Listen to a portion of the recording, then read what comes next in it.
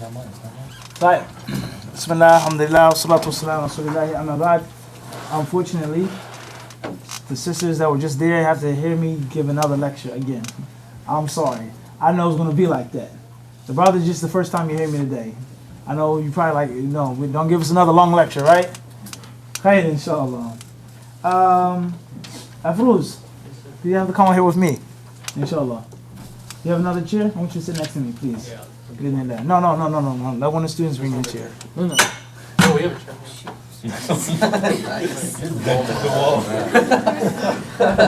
That's the seed, right?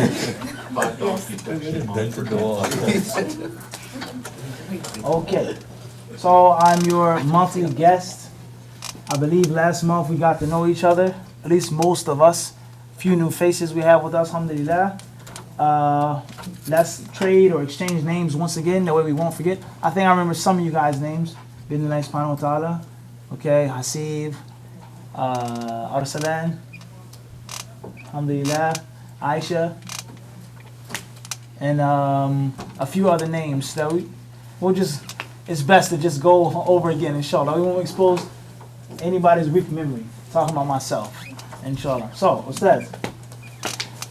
Before we get to the name thing, what is this speech about a debate? What are you saying about a debate? So yeah, they're having a debate next week, inshallah. Okay. So the overall topic is like one team supports the Eastern culture. Okay. Since we're living in the Western culture, so the other team supports. No, like we gotta since we're living in the USA, we gotta live with the flow. Right. Go with the flow. Yeah. Okay. So although it's against what the Islamic teachings are, the team will have some points for that, and the other team will counter that. Okay. This is a very, very interesting topic. And bi'idhnillah subhanahu wa ta'ala, this is going to help you guys out tremendously. Bi'idhnillah. And that is because the concept of East versus West, everything from the East doesn't mean it's Islamic, as many Muslims may think.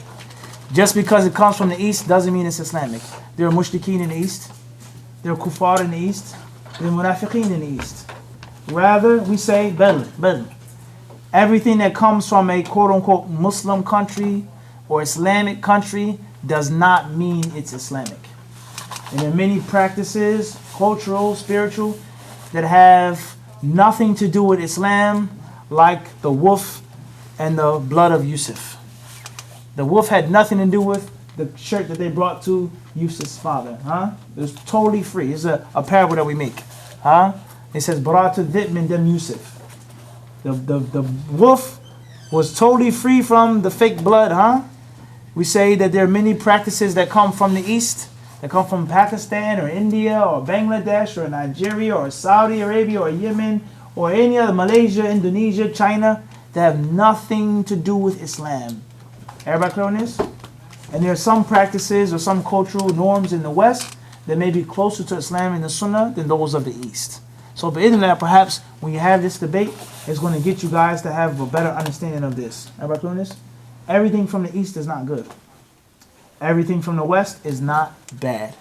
Everybody understand this? But there lies no doubt the general principle is that which comes from the Muslim countries, it should be better than that which is practiced in the non-Muslim countries in general. I said in general. Don't jump on me, Aisha. I know you're like, no, that's not true, America, this and that. I said in general. Everybody clear on this? Okay, inshallah. So let's exchange names once again.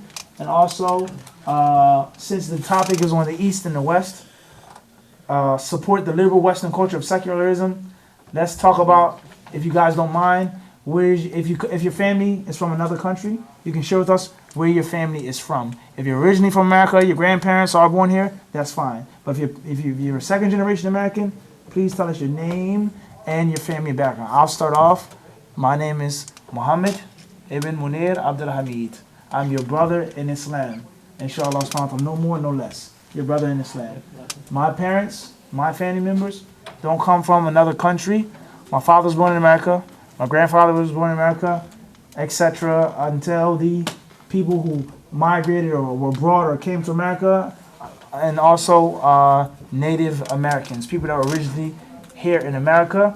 Have some of those people that in my family roots or family chains. So my family doesn't come from another country, Arabic speaking country, something like this. I'm from America, born in America, parents, etc. Everybody turn this?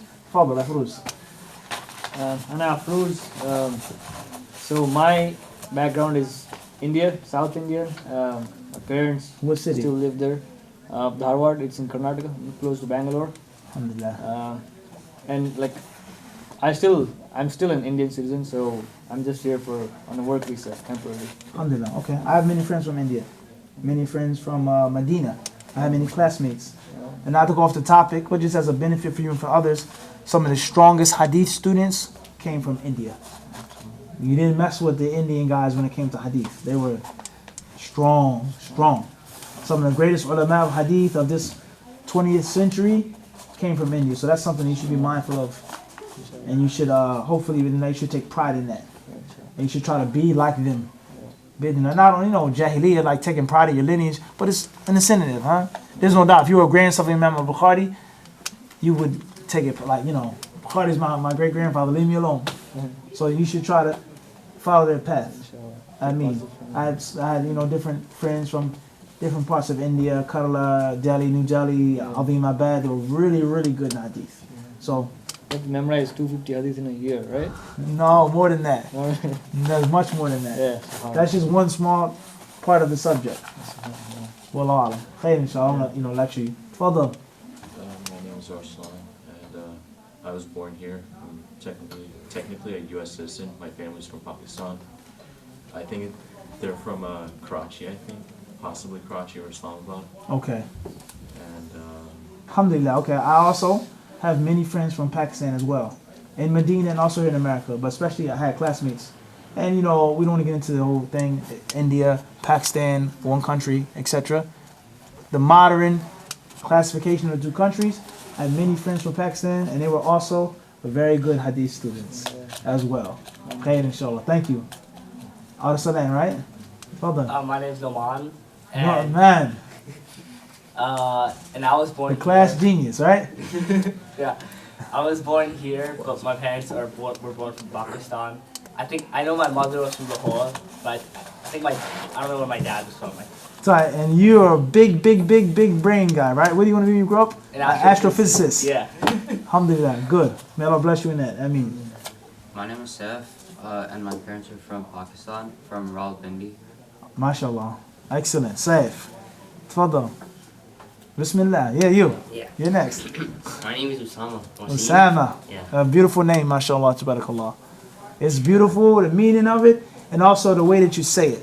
If you know Arabic or how you say it, it's one of the simplest words or namesake. Osama. It's sweet on the tongue. Osama. It's very, very nice name.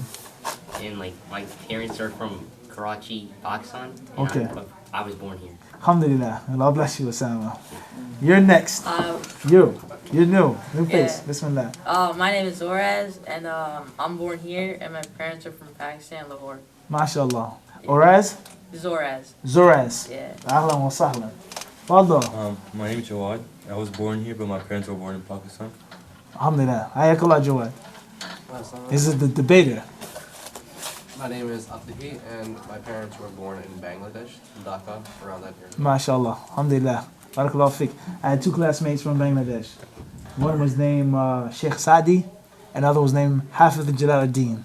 They were one of the most sweetest guys I ever knew. Tfadal. Hasib. My name is Hasib. My dad was born in Rawalpindi, then he moved to Islamabad, and my mom was born in Karachi. MashaAllah. Hayakallah Hasib. Tfadal. My name's Tanzil. Tanzil. Allahu Akbar. I was born here, but my parents were from Muzirabad. It's like near Lahore. Okay. How old are you, Tanzil? I'm 14. And how tall are you? I'm sorry, you mind standing up? I'm 6'3". I'm sorry, mashallah. Tabarakallah. Do you like sports or no? Right now I'm like more focusing on schoolwork rather than sports. You get good grades? Yeah. Mashallah, you sound very intelligent. Thanks. Mashallah. Yani, it's a typical stereotype, of course. Whenever you see somebody tall, the first thing they ask, do you play basketball? Yeah. Or do you like sports? I could tell that you were, not saying that you can't play sports, but I could tell you were a very intellectual person, just by seeing, honestly. I just wanted to, break the ice with you. Mashallah. That's good. Scouts they'll be angry at you. You can't waste your height, man. Anybody can read books. Not everybody comes 6'3". Right, Jazakallah khair, Tansi. May Allah bless you all. Ameen. Bismillah. Hi, my name's Isha. Isha, okay. Yeah, I was born here. My parents are from Pakistan. Alhamdulillah. Allah bless you. Ameen. My name is Alina. My parents are born in Pakistan and I'm from America. MashaAllah. Ahlan wa sahlan. My name is Maheen. Maheen. My parents were born in Islamabad. MashaAllah. My name is Aisha. This is the political science, right? No. You say you like politics, right? Last time. That's What did you talking about last time? It was something you mentioned that was really critical. I said I don't want to be anything right now.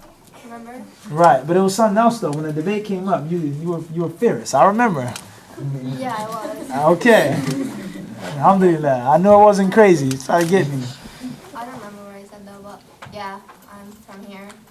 My parents are Pakistan. Alhamdulillah. MashaAllah. Tabarakallah. Right. Allah bless you. I mean, make you successful. My name is Mariam and my parents are from Karachi, Pakistan. Alhamdulillah. Allah bless you. My name is Yanaya and I was born here and my dad is from Pakistan and my mom's from Canada. MashaAllah. Tabarakallah. Ahlan wa sahlan. My name is Sora. My mom from Pakistan and my dad from Palestine. MashaAllah. Ahlan wa sahlan. Marhaba. Sheikh, you have to introduce yourself. My name is Basil Hamda. I'm originally from Palestine. Came here when I was 13, and since then I've been here. Ahlan wa sahlan. I visited Palestine here and there, but most of the time. Ramallah. Didn't forget. Yep. Nah, Bismillah, Nafis. It's your obligation. My name is Nafis Hussain.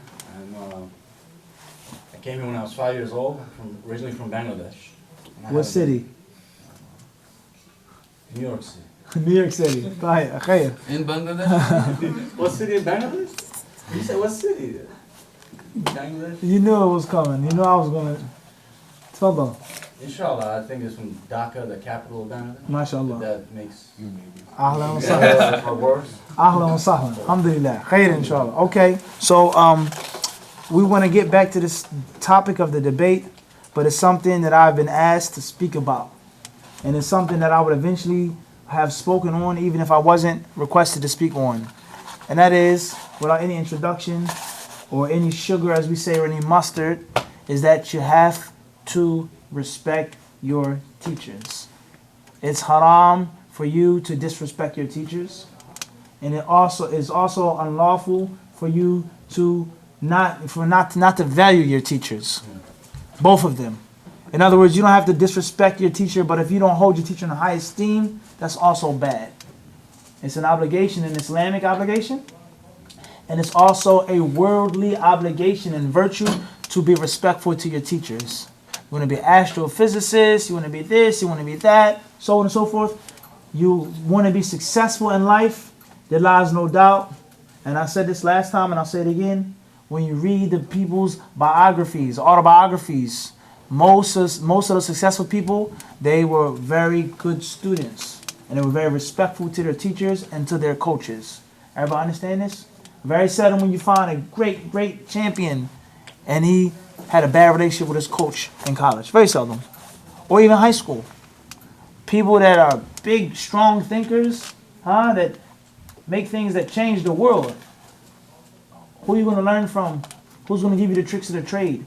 You may show some respect to your teacher, and inshallah, he can give you something that would take you 500 pages to discover.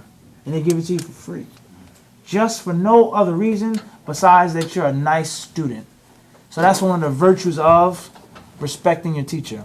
The point I'm trying to get to is, I'm not trying to lecture you and beat you down, fear Allah, it's haram, this is. Guys, whoever it is, or whoever it isn't, you must show your teacher a great deal of respect. And you must hold your teacher in high esteem. Even if you think you're smarter than your teacher. No, man.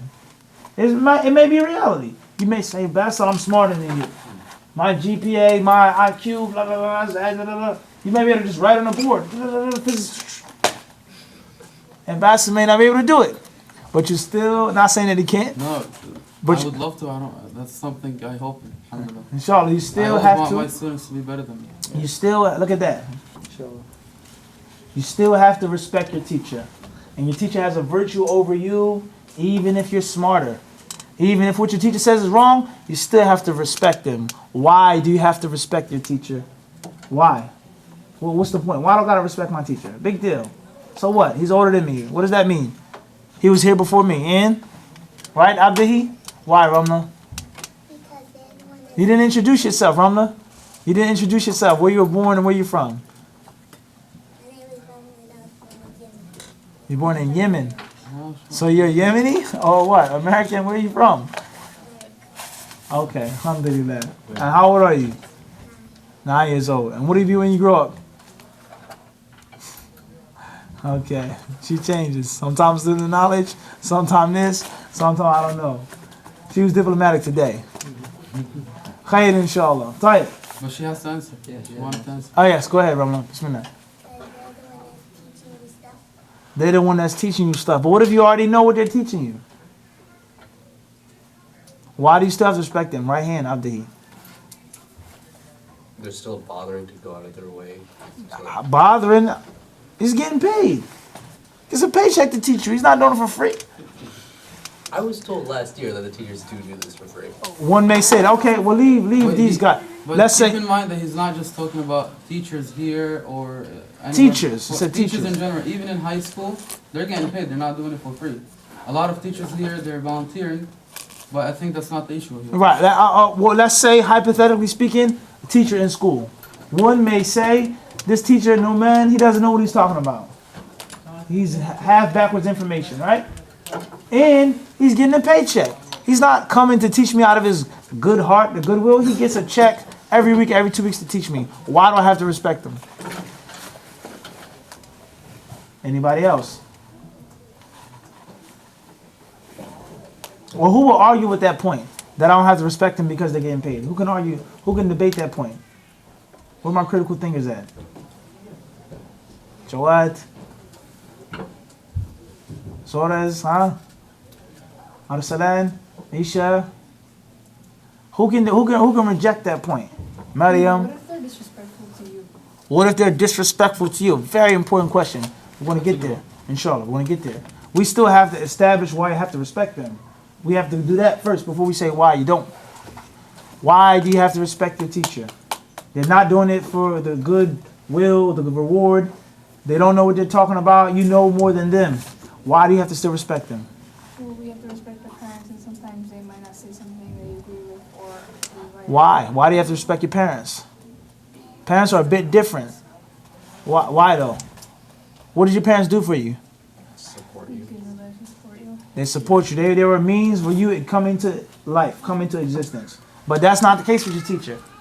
Your teacher had nothing to do with you being born. Your teacher doesn't give you anything. He comes late to class. He doesn't know what he's talking about, and he gets a paycheck. No, man, don't forget that. Why do you have to respect him or her? Anybody know? Because Islam tells him to. Because Islam. Where does Islam say respect your teachers? Sheikh Tayyib said to me outside, the verse, وَقَضَى رَبُّكَ أَلَّا تَعْبُدُوا إِلَّا إِيَّاهُ وَبِالْوَالِدَيْنِ إِحْسَانًا. He said your teachers are like your parents. Right hand. Maybe they're older than you. Maybe they're older than you. Okay, why do I have to respect somebody who's older than me? Because they have more. How do I say Just stop and think about it, guys. Just Aisha, stay with me. Why do I have to respect somebody just because they're older than me? What big deal? Just because they were here first, okay. They didn't have anything to do with that. Allah created them first. Isha. Well, because they do have more experience than you. They do have more experience than you. It's a good point. In other words, the teacher may lack knowledge. You may know more than him, but he has more experience than you. So what you don't get from technical information, you will at least get what? Experience from the teacher. Very good point. But that doesn't prove that I have to respect him. I can learn from him without respecting him. Well, you, my teacher, big deal. Get lost. I don't have to respect him, and I still benefit from his experience. I'm still not convinced. Why I have to respect him or her? You don't. It's not just that you only have to respect him. You have to respect everyone else. Okay, I respect my classmate, but I don't respect my teacher. Possible? Yeah. Who can give me a convincing answer? That was the closest answer, Isha. That was the closest.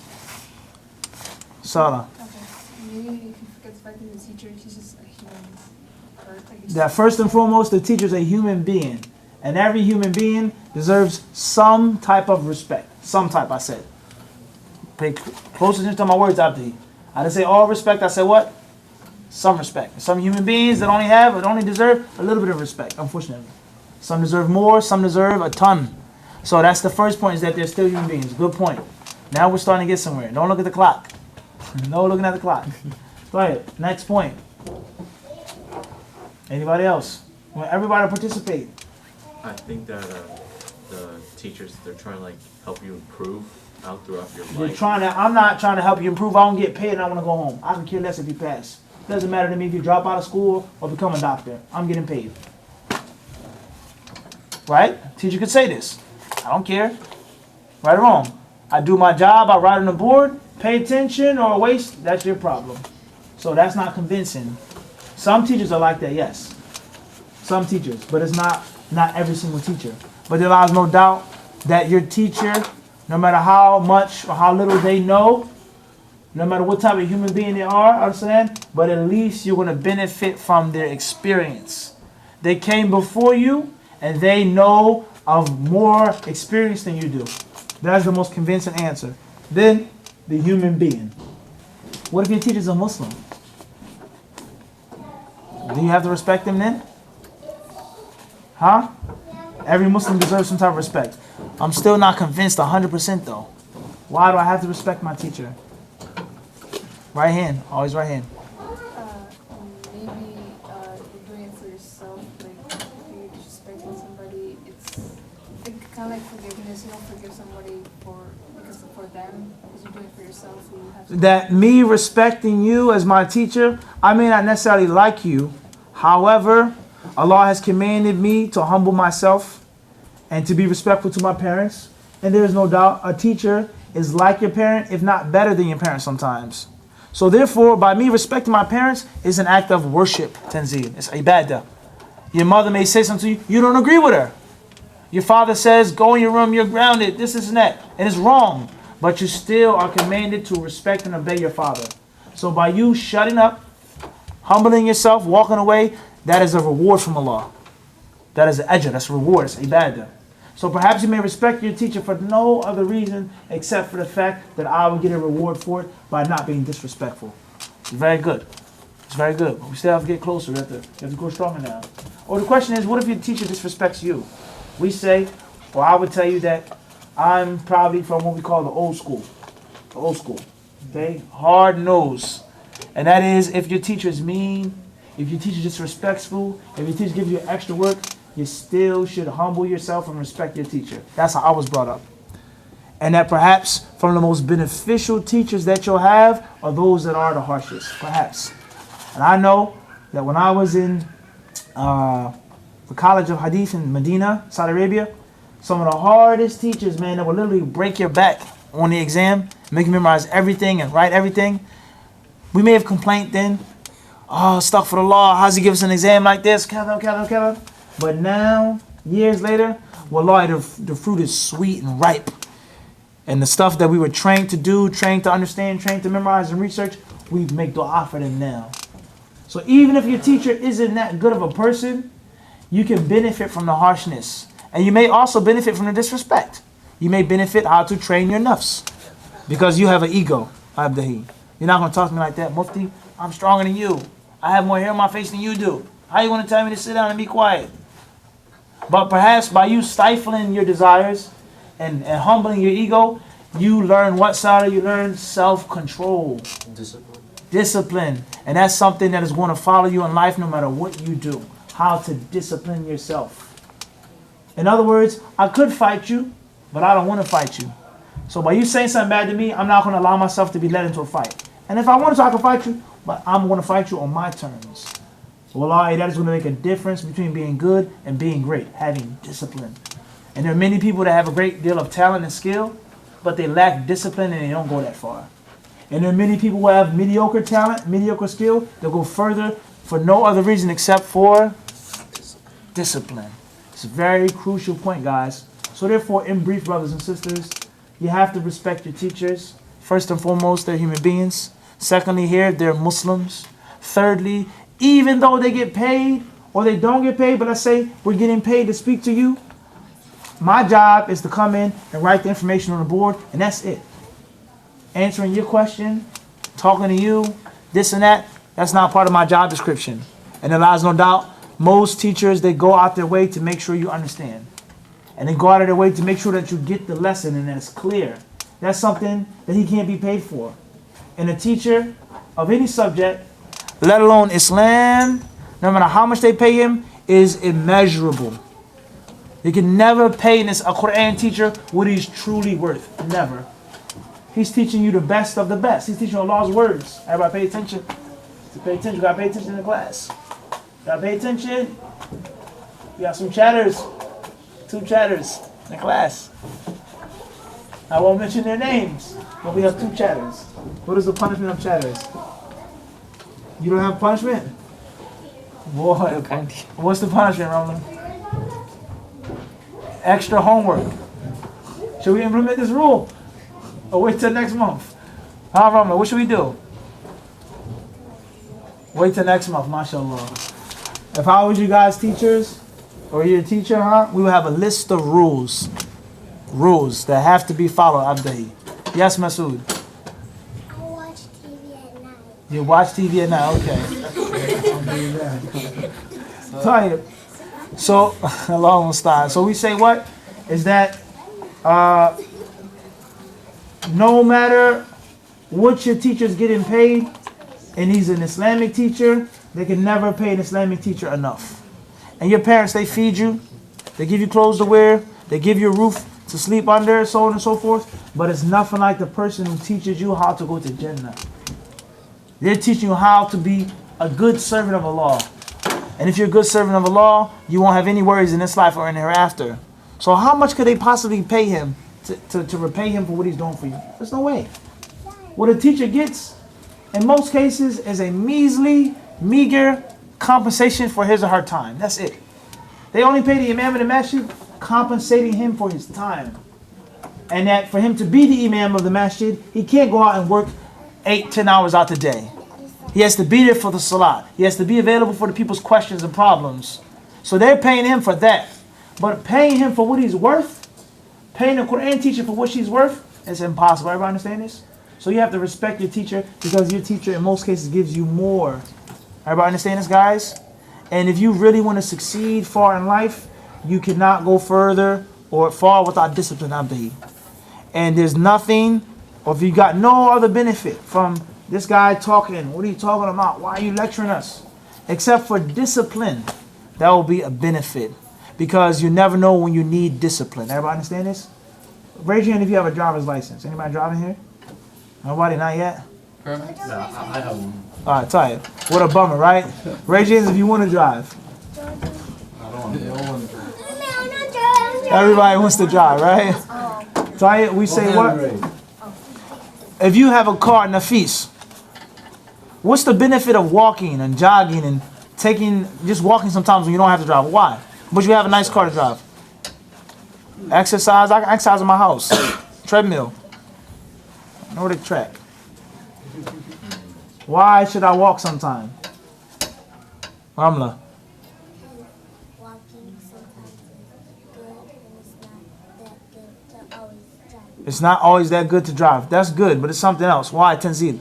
You could see the beauty of the world. You can see the beauty of the world more on foot. Perhaps. It's a bigger reason, guys. And the reason is because you never know when you're not going to have a car. You never know when a car will break down. You never know when you're somewhere when you can't drive. And if you're not accustomed to walking and being on your feet, you're going to pass out. So therefore, if you got no benefit, no man from the class, except for disciplining your nafs, because you never know when you're going to have to do what? Discipline your nafs. If you're always used to talking and being loud and moving around and blah, blah, blah, blah, blah, Tayyip. You never know when you're gonna have to be quiet for some time. Everybody doing this? But the Mufti is dangerous when he doesn't have a clock. Tired. Hey, inshallah. Alright, the salah's in 5 minutes. Are there any questions or comments? I think something that you want to correct, something I said wrong. Now Atif, come on. Introduce yourself. You have to introduce yourself. I'm safe. Safe buddy. Good move. It's alright. Okay, inshallah, the brothers, you need to make sure to bring down the tables after salah. So don't leave without bringing down tables. As for the